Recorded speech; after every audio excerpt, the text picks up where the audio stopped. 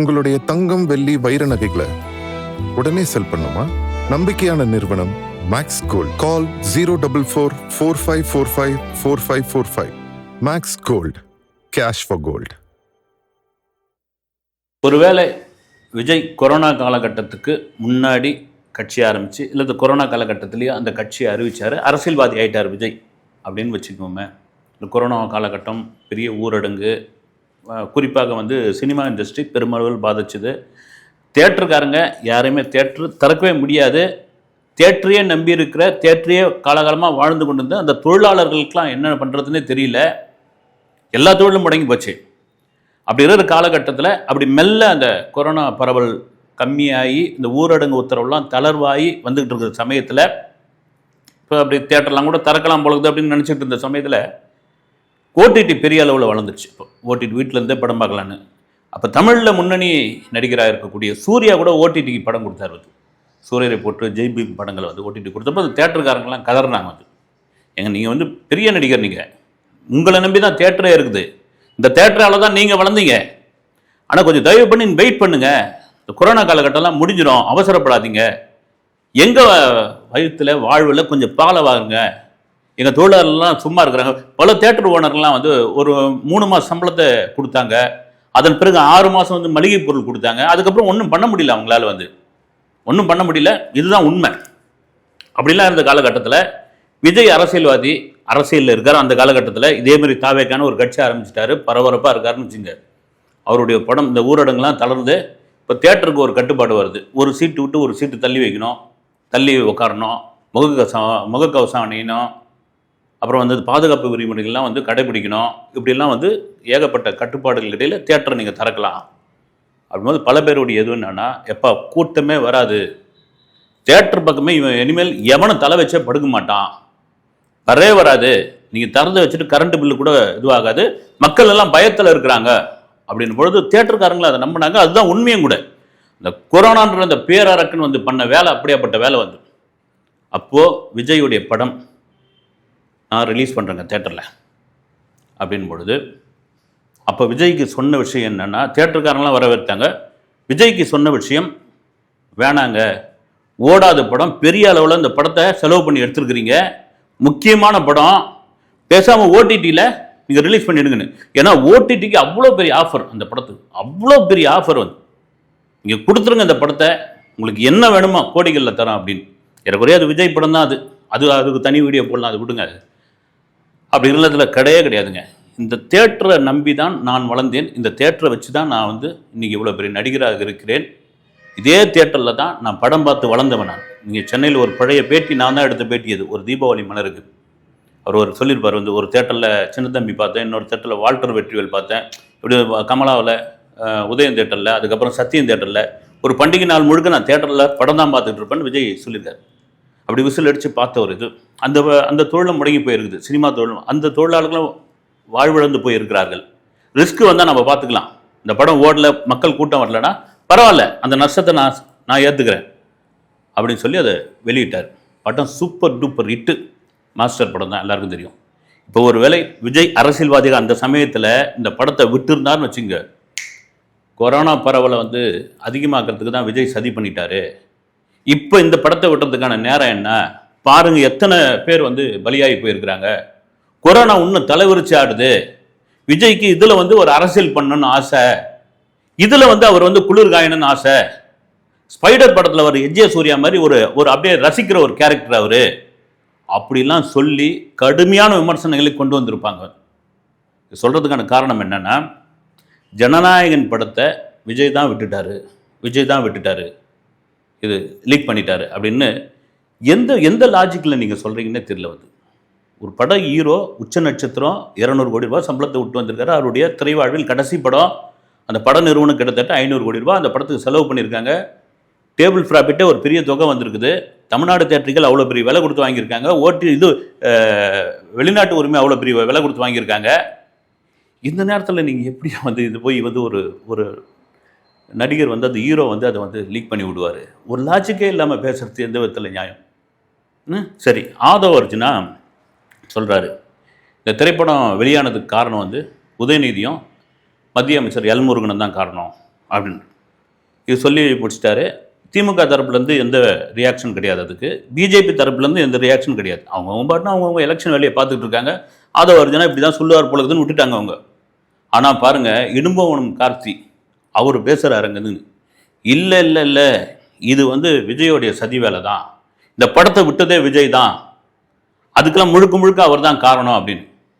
ஏங்க நீங்கள் நாம் தமிழர் போய் உங்கள் கொள்கையை கோட்பாடை உங்கள் அரசியலை 234 தொகுதியில் நீ நிற்கிறீங்க, நாங்கள் அதெல்லாம் பண்ண போகிறோம், நாங்கள் அதெல்லாம் செய்ய போகிறோம், நீங்கள் அதை சொல்லுங்கன்னா எதுக்கு எடுத்தாலும் விஜய் எதிர்ப்பு அரசியல். நான் ஒரு பக்கம் திமுக பிஜேபி மற்ற கட்சிகள்னு பார்த்தா அதிகப்படியா நீங்கள் கவனித்து பார்த்தீங்கன்னா இந்த நாம் தமிழர் தான் விஜய் எது பண்ணாலும் அதுக்கு உடனே ஒரு ரியாக்ஷன் கொடுக்கறது. சம்மந்தப்பட்ட அவங்களே சும்மா இருக்கிறாங்க. ஆனால் இவர் இதை விஜய் தாங்க விட்டாரு, இவர் ஏதோ போய் பார்த்தா மாதிரி இதுன்னு கிடையாது. எது பண்ணாலும் நாம் தமிழர் உடனே விஜய் தான். அதுக்கான காரணம் என்னன்னா, ஒட்டுமொத்தமாக இளைஞர்களுடைய வாக்கை விஜய் அள்ளிவிட போகிறார், அள்ளிவிட்டார் அப்படின்னு தான் போற இடம் பூரா இப்படியாப்பட்ட கூட்டம். அதுவும் இந்த இளைஞர்களோட கூட்டம். அதை நீங்க தற்குறிகள், அணில் குஞ்சுகள் என்ன வேணாலும் சொல்லிக்கங்க.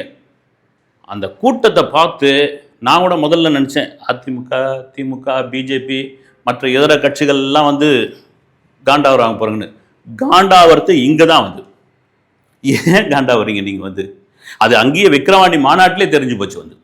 விக்கிரவாண்டி மாநாட்டிலே என் தம்பி தம்பி தம்பி தம்பின்னு மாநாட்டுக்கு முன்ன சொன்னவர், மாநாட்டுக்கு அப்புறம் இதுவரைக்கும் கடுமையான பேச்சு, அதை சார்ந்தவர்கள்லாம் கடுமையான பேச்சு.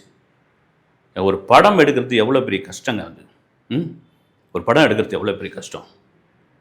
நான் கூட நேற்று பேசியிருந்தேன், சினிமா சம்மந்தப்பட்டவர்கள் யாருமே வாயை திறக்கலை அப்படின்ட்டு. நான் பேசுகிற நேரத்தில் அதன் பிறகு ஒவ்வொன்றா முதல்ல ஒரு கண்டன அறிக்கையை தெரிவித்தவர் எஸ்கே தான், சிவகார்த்திகேயன் தான், வரவேற்கக்கூடிய ஒரு விஷயம். அதன் பிறகு ஒருத்தரா ஜீவா அது இதன் அப்புறம் சூப்பர் ஸ்டார் ரஜினிகாந்தே விட்டார், கமலஹாசன் கூட அவரோட இது பண்ணிட்டாங்க. என்னன்னா இது ஒட்டுமொத்த இண்டஸ்ட்ரிக்கும் எதிரான ஒரு பெரிய இது, ஒட்டுமொத்த இண்டஸ்ட்ரிக்கு எதிரான ஒரு விஷயம்.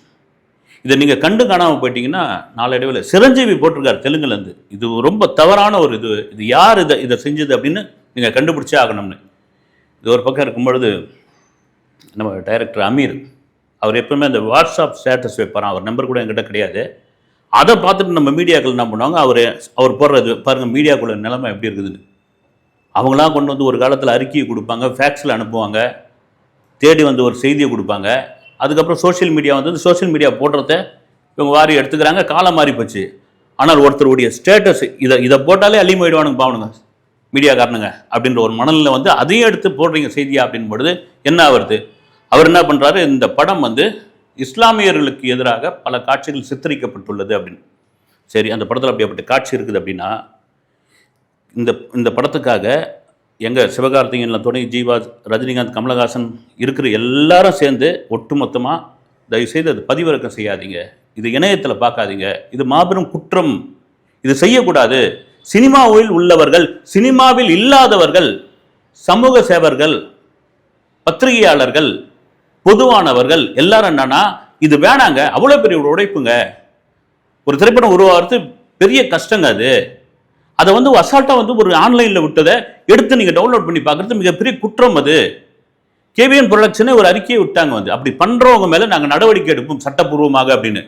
அமீர் நான் சொல்கிறாரு, இஸ்லாமியர்களுக்கு எதிராக இதில் சித்தரிக்கப்பட்டுள்ளது அப்படின்னு, தீவிரவாதிகளாக சித்தரிக்கப்பட்டுள்ளது. அப்போ இவர் படம் பார்த்துட்டார். எப்படி பார்த்துருப்பாரு, அதே டவுன்லோட் பண்ணி தான் பார்த்துருப்பார். அப்போ இண்டஸ்ட்ரியில் இருக்கார் இவர், தமிழ் சினிமாவுக்காக பயங்கரமாக குரல் கொடுக்குறாரு, தமிழ் சினிமாவுக்காக பொங்கி எழறாரு. அப்போ என்ன, இப்போ அவரையே வச்சுப்போம், பருத்தி வீரன் ஒரு படம், அவருடைய முதல் படம். இப்போ அவர் எடுத்துக்கிட்டு இருக்காரு, எடுத்து முடிச்சிட்டார். அந்த படத்தில் ஒரு பஞ்சாயத்து ரிலீஸ் ஆகலை. அந்த படம் இதே போல் இணையத்தில் படம் ரிலீஸ் ஆகுதுன்னே வந்துடுச்சுன்னு வச்சுங்க.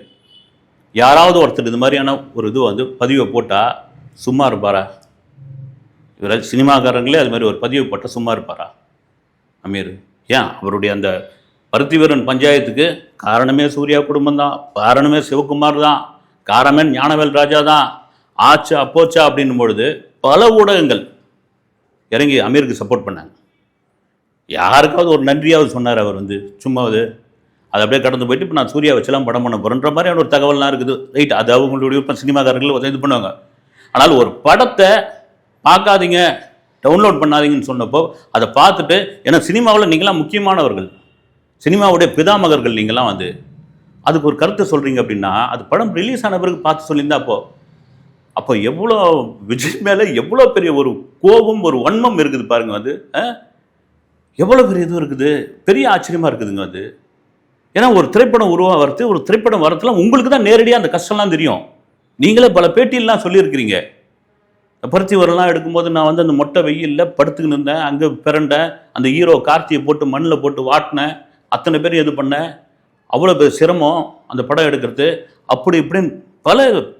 ஆனால் தெரிஞ்ச நீங்களே பார்த்துவிட்டு அதுக்கு ஒரு விமர்சனம் இன்னொன்று எங்க ஜனநாயகன் ரிவ்யூன்னு போடுறாங்க. வந்து எவ்வளோ பெரிய என்ன மனநிலையில் இருக்கிறீங்க நீங்கள்? வந்து ஒரு திரைப்படம் தியேட்டருக்கோ ஓடிடிக்கோ வந்து தான் அந்த படத்தை பார்த்துட்டு அதுக்கு வந்து விமர்சனம் பண்ணணும். ஆனால் பார்த்தா ஜனநாயகன் ரிவ்யூன்னு போடுறாங்க, அதுவும் முன்னாடியே போடுறாங்க ஆனஸ்ட் ரிவ்யூ அப்படின்னு ஒரு இது. பார்த்தா ஏன்பா இது என்னப்பா, ஜனநாயகனுக்கு ரிவ்யூ கொடுக்கணுமா அல்லது விஜய் மேலே உள்ள கோபமா? எனக்கு ஒன்றுமே புரியல. வந்து இப்படி தான் நீங்கள் ரிவ்யூ பண்ணி தான் ஆகணுமா? இது எந்த விதத்தில் வந்து இது எந்த விதத்தில் நியாயம்? இது ஒரு நியாயம் சொல்லுங்கள். வந்து இப்போ விஜய் அரசியலுக்குள் வந்தது பல பேருக்கான வெறுப்பு தான். அது அந்த வெறுப்பை இப்படி தான் தணிச்சுக்கிறீங்களா நீங்கள்? அப்புறம் இன்னொரு முக்கியமான சம்பவம், நம்ம நண்பர் ஒன்று சொன்னார், இந்த படம் வந்து இணையத்தில் ரிலீஸ் ஆகிடுச்சு இல்லைங்களா, ரிலீஸ் சொல்லக்கூடிய திருட்டுத்தனமாக வெளியிட்டாங்க இல்லைங்களா, அதுக்கு இண்டஸ்ட்ரியில் மிக முக்கியமானவர்கள்லாம் ஒரு பார்ட்டி வச்சு கொண்டாடி இருக்கிறதா ஒரு தகவல். அது பண்ணுவாங்க. அது ஒரு படம் ஃபெயிலியர் ஆகிட்டா, ஒரு ஹீரோவுடைய படம் தோல்வி அடைந்து விட்டால், அண்ணா சாலையில் உள்ள ஒரு முக்கியமான ஹோட்டலில் ரொம்ப காலமாக பார்ட்டி வச்சு கொண்டாடுற ஒரு நிகழ்வு நடந்துக்கிட்டே இருந்தது. இப்போ இந்த படம் அது மாதிரி வந்துருச்சுன்றதுக்காக இண்டஸ்ட்ரியில் உள்ள சில பேர் அது மாதிரி பார்ட்டி வைத்து கொண்டாடியதாக, அது எந்த ஏரியா எந்த இடம்னு தெரியல, மகிழ்ச்சியாக கொண்டாடி இருக்காங்க. எப்படியாப்பட்ட ஒரு மனநிலை பாருங்கள். அது அப்புறம் இன்னொன்று கூட தொடர்ச்சியாக பேசிகிட்டு இருந்தாங்க. இந்த கரூர் சம்பவம் இருக்குல்ல, கரூர் சம்பவத்தை வந்து ஷூட் பண்ணி அதை வந்து இந்த படத்தில் சேர்த்துருக்காங்க. கரூர் சம்பவத்தை வந்து 8 கேமரா வச்சு எடுத்திருக்காங்க. விஜயோடைய திரை வாழ்வில் கரூர் சம்பவம் ஒரு மோசமான ஒரு நிகழ்வு. யாராக இருந்தாலும் அதுக்கு காரணம் என்னன்னு சொல்லியிருந்தாங்க. அவர் லேட்டாக வந்தார், அப்புறம் வந்து அவர் லைட்டை ஆஃப் பண்ணி ஆன் பண்ணி பார்த்துட்டு இருந்தார், இப்படிலாம் சொல்லிட்டு இருந்தாங்க. அது ஒரு மோசமான சம்பவம். அதில் போய் இறங்கி அது ஜனநாயகனுக்காக ஷூட்டிங் நடத்தினாங்க அப்படின்னு சொல்கிறதுலாம் எந்த விதத்தில் நியாயம்னு தெரியல எனக்கு. குறிப்பாக விஜய் திருநெல்வேலி அந்த மீட்டிங்கில் எல்லாத்தையும் என்னை எந்த விதத்திலாம் முடக்க பார்க்குறாங்கன்னு சொன்னார். என்னுடைய பர்சனல் லைஃப்பில் வச்சு முடக்க பார்க்குறாங்க, கரூர் சம்பவத்தை வச்சு முடக்க பார்க்குறாங்க, எங்கள் ஜனநாயகனை ரிலீஸ் பண்ண விடாமல் முடக்க பார்க்குறாங்கன்னு அந்த ஜனநாயகன் ஒரு வார்த்தை சொன்னதுக்கா மறுநாள் தான் அந்த படம் வந்து வெளியே வந்து, அப்படி சொன்னதுக்கு தான் வெளியே வந்திருக்குது. ஆனால் விஜய் மகிழ்ச்சியாக தான் இருக்கிறார். என்னென்னா, நீங்கள் என்ன வேணாலும் இணையத்தில் விடுங்க, என்ன வேணாலும் வந்து ஒவ்வொரு சீடியாக போட்டு வீடு வீடாக கூட கொடுங்க, என் படத்தை பார்க்குறதுக்கு என்னுடைய ரசிகர்கள் என்னுடைய தொண்டர்கள் காத்துக்கிட்டு இருக்காங்க. அது எப்போ வந்தாலும், அது அரசியல் பேசியிருக்குது பேசலை, அதை தாண்டி நான் அந்த படத்தை இன்னும் பார்க்கலங்க, பார்க்கவும் கூடாது. அது தர்மமும் நியாயமும் கிடையாது.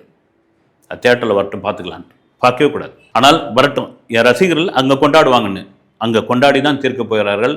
விஜய்க்கு நீங்கள் எந்தெந்த வகையெல்லாம் ஒரு ப்ராப்ளம் கொடுக்குறீங்களோ அதெல்லாம் அவருக்கு ஒரு மைலேஜாக மாறும் என்பதில் மாற்றுக்கருத்து கிடையாது. அடுத்த வீடியோவில் சந்திக்கிறேன். நன்றி.